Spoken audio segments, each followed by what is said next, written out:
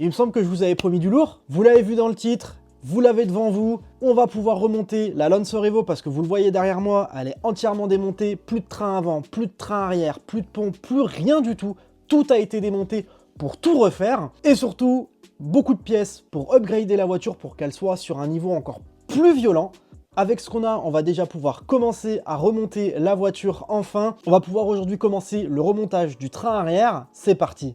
Alors du coup, on va commencer par changer les roulements de roue arrière, puisque les roulements d'origine qui sont présents juste ici, c'est des roulements qui ont plus de 20 ans et surtout qui ont plus de 140 000 km avec beaucoup d'heures et de kilométrage. Du coup, clairement, ils sont plus qu'abîmés. Le bruit qu'ils font, la force qui est nécessaire pour pouvoir réussir à faire tourner un roulement, les jeux qu'ils ont, clairement, les roulements, ils étaient finis. Il était temps de les changer. Et du coup, c'est pour ça qu'aujourd'hui, on les remplace. Et en plus du coup de les remplacer, on va passer sur de la visserie ARP au niveau des goujons. En gros, pourquoi je passe sur de la boulonnerie ARP? Tout simplement parce que vous le savez, je mets des cales sur la voiture qui me permettent d'élargir les voies et de du coup rendre la voiture un petit peu plus agressive en termes de look. Et du coup, lorsqu'on ajoute des cales, il est hyper important de rallonger la longueur de nos goujons, histoire de pouvoir fixer notre roue correctement et d'avoir assez de filets de serrage pour pouvoir serrer la roue correctement et ne pas serrer que sur quelques filets et perdre la roue sur la route. Ancien roulement, ancienne visserie, nouveau roulement, nouvelle visserie. On va installer ça, on va monter ça, on va assembler déjà tout ça et ensuite on assemblera le roulement sur les moyeux de roue arrière et on pourra commencer à remonter les moyeux sur la voiture. Donc pour les installer convenablement, un petit écrou en M12, le petit outil, un écrou plat, conique qui viendra se mettre, vous voyez, parfaitement dedans et faire tourner tout simplement le roulement. Ensuite, vous prenez du coup votre goujon de roue tout neuf ARP, on graisse un petit peu ici, c'est peut-être pas forcément utile, personnellement je le fais. Tu le fais passer dans son emplacement juste là, tu viens mettre le petit écrou qui te sert de cale parce que sinon c'est trop gros. Tu viens faire passer le tout, tu viens serrer ça, tu viens mettre le plus droit possible et tu viens serrer.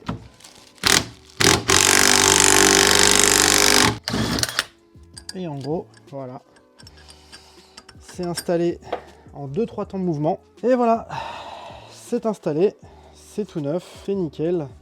On a du coup notre roulement qui est doté de goujons ARP, prêt du coup à monter sur la voiture. Donc là vous le voyez, on a monté nos goujons de roue sur notre roulement de roue. On n'a plus que du coup à remonter cet ensemble directement sur le moyeu de roue arrière qu'on va prendre juste après. Et on va pouvoir du coup remonter le moyeu sur la voiture. Ça va nous permettre de commencer à remonter le train arrière. Donc là du coup, on va prendre les moyeux de roue et on va venir tout simplement réassembler tout ça. Pour pouvoir mettre mes moyeux de roue, il va falloir remonter les bras d'origine sur la voiture parce que, bon là vous le voyez pas, mais la voiture elle est complètement désossée, elle est complètement nue et donc il va falloir venir ajouter les bras. Je vous montre ce que j'ai reçu aujourd'hui, des bras entièrement neufs de chez Mitsubishi qui vont me permettre de venir bien tout simplement remonter correctement et convenablement mon train arrière avec des bras qui sont complètement neufs, les rotules n'ont pas de jeu.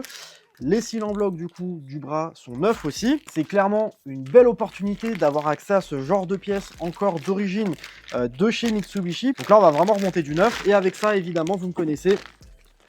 J'ai toute la petite visserie qui va bien. Donc là ici vous voyez j'ai la visserie entière pour pouvoir remonter tout le train arrière entièrement avec de la visserie neuve d'origine.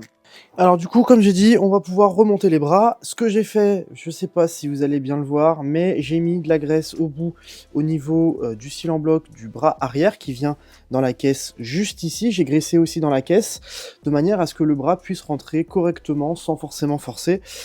Et du coup, normalement, vu que le bras est tout neuf, il devrait y aller tout seul. Et ce que je vais faire sur la visserie qui vient se fixer juste ici, je vais mettre un tout petit peu de frein filet. L'idée c'est de venir juste sécuriser avec un tout petit peu de frein filet la vis, vous allez voir, regardez, voilà, donc un petit peu de frein filet. J'ai jamais eu de soucis avec ces vis-là sans frein filet jusqu'à présent. Là, j'en mets parce que voilà, au moins comme ça, je suis sûr qu'il y en ait un petit peu et que ça se desserrera vraiment pas. Même si ça s'était jamais desserré auparavant, je préfère tout de même avoir un tout petit peu de frein filet et être tranquille. Donc du coup, on a pu monter, vous le voyez peut-être encore, le bras supérieur du moyeu. Maintenant, il nous reste à remonter le bras inférieur. Donc j'ai un bras du coup tout neuf. Pareil, sur le bras que j'avais d'origine, déjà de 1, il était tordu. De 2, les rotules étaient complètement HS. Donc ça fera que du bien de passer sur du nouveau. Et les bras étaient tordus avant que j'ai la voiture. C'est pour ça que j'ai toujours eu un souci de géo lorsque moi je l'ai acheté. J'arrivais pas à régler la géo, je sais pas si vous vous souvenez. C'est à cause tout simplement du bras qui était tordu. Donc là vous l'avez vu, j'ai remis de la graisse et d'ici en bloc neuf au bout du bras. Ils sont graissés, prêts à être remontés dans la caisse. Donc là on vient se mettre en face et vous voyez, ils y vont tout seuls. Et voilà. Donc là le bras est remonté. Vous voyez, il est pas serré, donc il y a un petit peu de jeu. Il bouge un petit peu dans tous les sens. Et puis du coup, vu que le précédent bras était déformé, je pense que la caisse est légèrement déformée ici aussi. Donc ce qu'il va falloir faire de toute façon, c'est en serrant, vérifier que le bras, justement comme ça, ne bouge pas de gauche à droite. Sinon, effectivement, ça veut dire que là, il y a un vrai souci. Donc là, ce qu'on va faire, c'est qu'on va venir présenter notre moyeu et on va venir essayer de le fixer dans la caisse là-bas au fond et de venir placer, du coup, la rotule dans le moyeu et pareil on va pouvoir venir mettre notre petit écrou qui va bien. Voilà, donc là on est quasiment entièrement remonté. Ce qui nous reste à faire, c'est mettre une vis sur le bras là-bas, qui est le bras du coup qui fait le para, puisque là vous voyez le bras il bouge dans tous les sens. Autrement on a quasiment tout remonté. Donc pour la vis qui vient là-bas, j'ai quelque chose d'assez spécial. Vous vous souvenez probablement des vis excentriques que j'ai montées neuve sur la voiture lorsque j'ai refait le train arrière une première fois, lorsque j'ai en fait juste peint les passages de roues et enlevé un petit peu, traité la roue qu'il y avait dessous.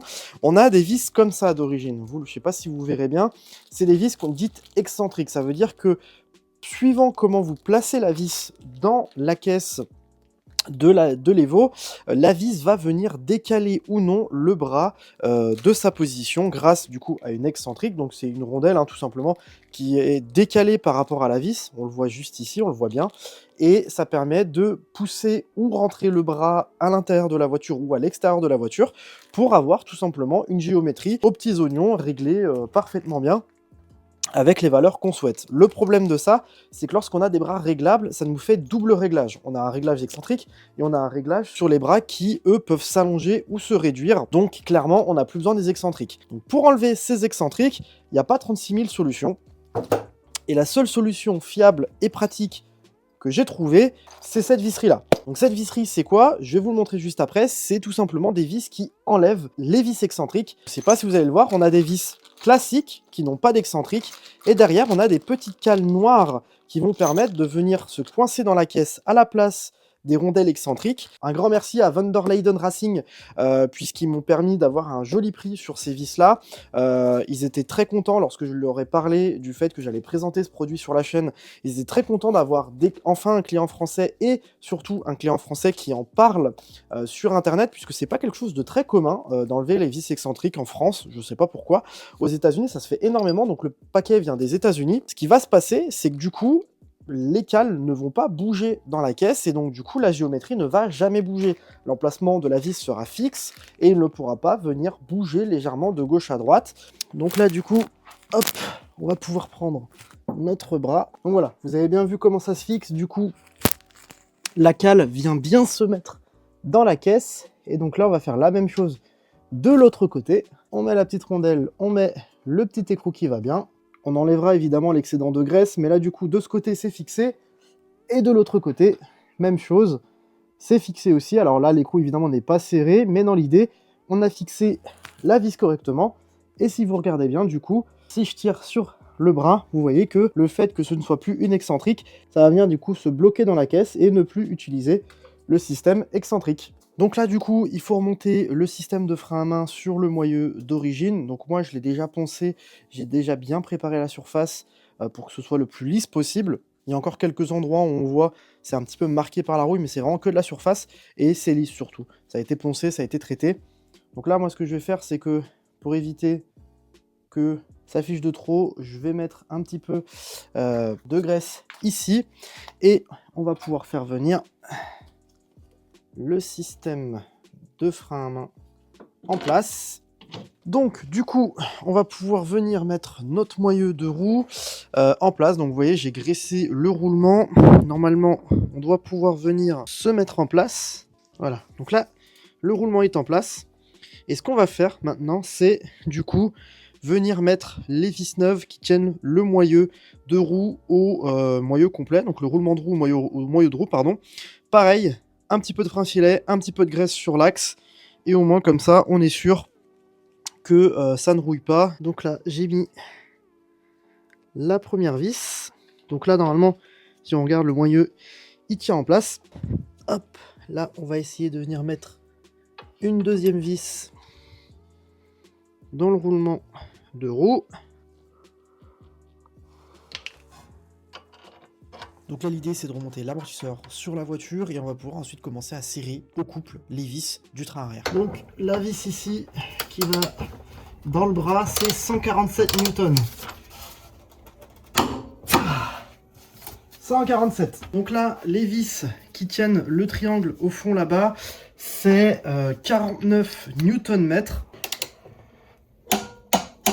La rotule qui vient se fixer ici, c'est 81 Newton-mètres comme la rotule d'ici et la rotule d'ici. Les trois rotules ici, c'est 81 Newton-mètres.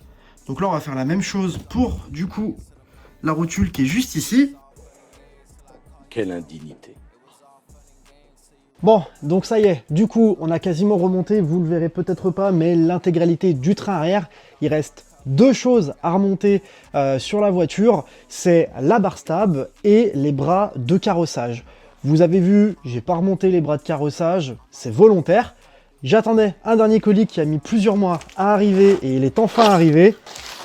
Et on va déballer ça ensemble.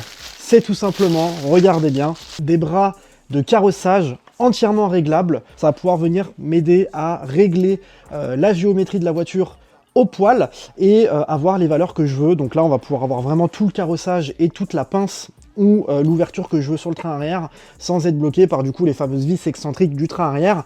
Et du coup, ça va s'ajouter au kit vis qui supprime les excentriques qu'on a acheté juste avant et qu'on a installé déjà pour les bras.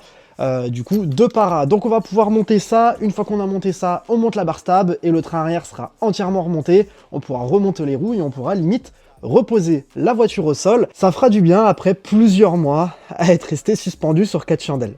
Allez, c'est parti. On installe ça sans plus tarder. Du coup, on va pouvoir venir installer le bras de carrossage à l'arrière. Donc l'avantage là, c'est que je l'ai déjà un petit peu desserré. Je sais pas si vous allez bien le voir. Et vous voyez là, le bout il tourne. Donc en gros, la technique qui va le mieux marcher, c'est d'abord de mettre le bras à ce niveau-là. Donc c'est ce qu'on va faire. Donc là, j'ai mis la plaque de l'autre côté, on met l'écrou, on met la rondelle, on vient mettre l'écrou. Et là, on a déjà une première partie de notre bras qui est installée là-dedans. Et on voit que les plaques qui servent à bloquer justement le bras à ce niveau-là font déjà leur effet parce que là, vous voyez, le bras ne bouge pas. Donc là, maintenant, il n'y a plus qu'à le faire passer dans l'amortisseur et dans le moyeu. C'est la partie un petit peu plus compliquée puisque il faut voir que les rotules qui sont sur ces bras-là, elles sont neuves et elles sont un petit peu plus grosses que celles d'origine. Donc elles ont un petit peu de mal à passer ici. Et là, normalement, voilà. Le bras est monté. Donc on a de la visserie neuve ici, de la visserie neuve ici, de la visserie neuve là-bas. Tout est monté, là il reste plus qu'à ajuster le bras, mais ça on le fera après. La technique pour faire passer les bras, si vous aussi vous galérez un petit peu à ce niveau-là, utilisez un petit tournevis plat pour vous guider au niveau du bras, pour vous décaler en fait, pour qu'il se mette bien en place. Et après, tout vient en place tout seul. Plus qu'à mettre du coup les deux écrous de chaque côté ici, resserrer du coup toutes les vis ici, et on aura fini le train arrière côté droit. Bon, et bien du coup ça y est, on a remonté enfin le train arrière de la Lancer Evo. Vous le voyez, on a un système complet de moyeux, que ce soit à gauche comme à droite. On a remonté tous les composants du train arrière.